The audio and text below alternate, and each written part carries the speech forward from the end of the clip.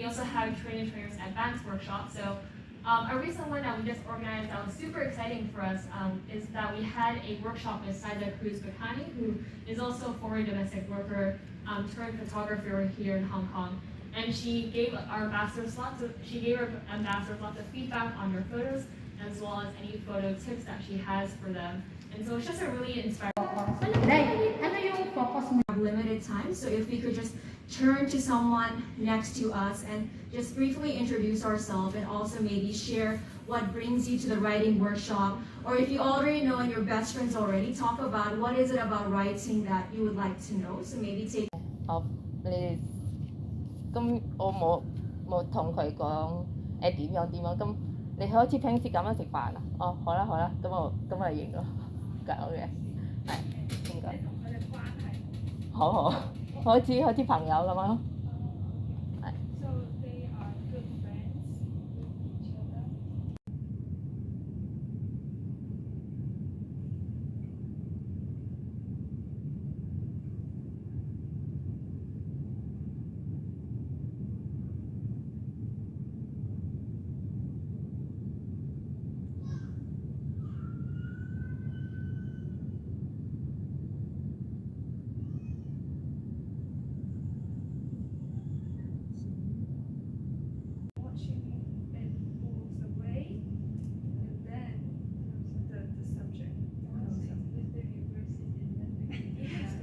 It gives us a different feeling. Yes, it's a positive effect. Yes, okay. And the full shot of the people, and actually it does not only include these, but the strangers. You see, the strangers using yes, the reactions. It's kind of interesting to know, but it's really up and down.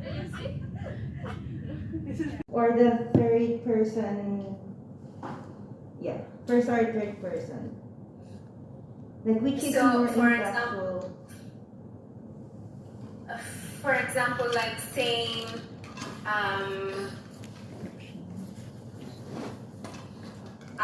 so for example, it's me who's in a picture. If you're asking if it's more effective for the caption to say, this is how my day goes, or if you're writing my story to say, this is Lydia's day, and this is how it goes. Is that your question? Yeah, which is like has more impact. If you like want to share a story, should I use the first person perspective, making it like it's my story, or should I use the third person perspective, which like I'm just a narrator and I'm telling other people's story, which has more impact?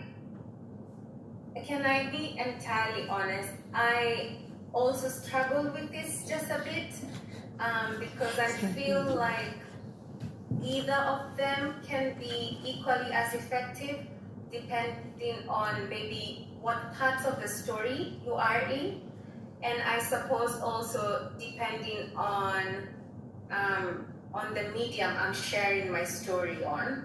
So there are mediums that require you to use that person. So you're telling a story about Lydia and this is her day, and then there are mediums that allow you to use both of them interchangeably. So I may have an image that is introducing Lydia, and then so this is Lydia and this is where she stays, and then you have me in action where I'm telling you my day gets very difficult, and you taking those words and quoting them under the photo. So I think that you can use both of them interchangeably, especially if you have the room and the opportunity to do that. I think that you can use both of them interchangeably. Does that answer your question? Yeah, thank you. Another question. Why you have these emotions? The reason why you have such emotions, feelings, thoughts is because has put all these things inside the script on the screen and shows you that.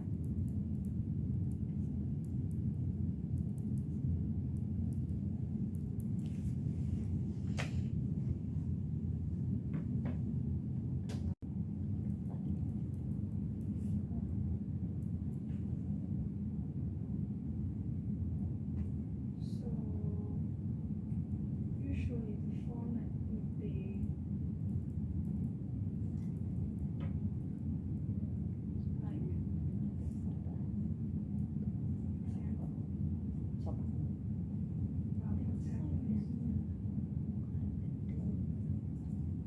for example, I have a protagonist called Lisa. Okay. And figure out her identities, personalities, characters, blah blah blah. Describe her. Description.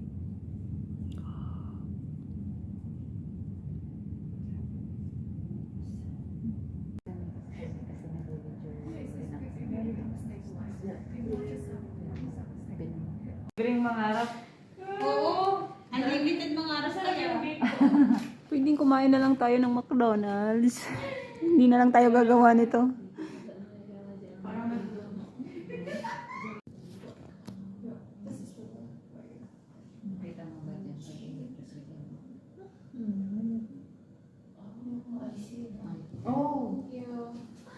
Very long. So this is where you honestly have no limits to the amount of images that you can use to the climax. And then you start to end the story, which is the falling action, and there's also no limits to how many images that you can use there, to the resolution, which is the end of the story. So that forms the structure of a story and how to tell a story. I do not know if there is any questions before I move forward. Right? Just edit that gallery.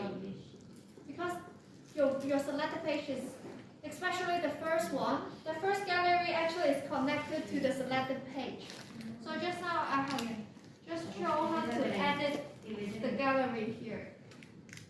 And then you just manage, and then if they have some existing one, just delete it. Instead of creating your own new gallery, you just edit the gallery first. So create mo. Just edit the gallery. Ano ito na maiyak? Manage. Ano ka dili? Pages, di ba? Yeah, no. Just And edit then- this one instead of creating. Because it's your selected page already connected to this gallery. This gallery set. Manis. Sprayer market, and that led to some people being displaced who used to stay near the market. So so that forms part of that story. And then there is the after action, which is the resolution. So this could be like I mentioned in the resolution, it could be a moment of reflection, like with this lady we're seeing on the left. Or it could be, like an outcome. So, for example, these women clearly are very excited about something that has happened. So having something that just shows, so after the story, what happened with your subject. And then the last part, but in the structure of the story, it comes at the top, is remember to note down as much relevant information about your photos as possible. So just even the simplest thing that somebody says about how they're dealing with the situation is so important because it helps you structure your story and to know the kind of shots that you need prior to shooting your story. 32. I should just mention that this is a very general, very, very general what is it called, creative brief. For example, currently we're working with the women who are working on the climate change story. We're working with them to create their creative briefs, and they are very specific to their stories. So you notice that the flow of the creative brief is a bit different just based on the story. And the creative brief is something that even professional photographers, when they are tasked with an assignment, there is a possibility for the client to ask for a creative brief or for them to work together on a creative brief, because it's so specific to the images that you'll create for that story, down to the kind of lighting that the photographer should apply. So I just wanted to show that.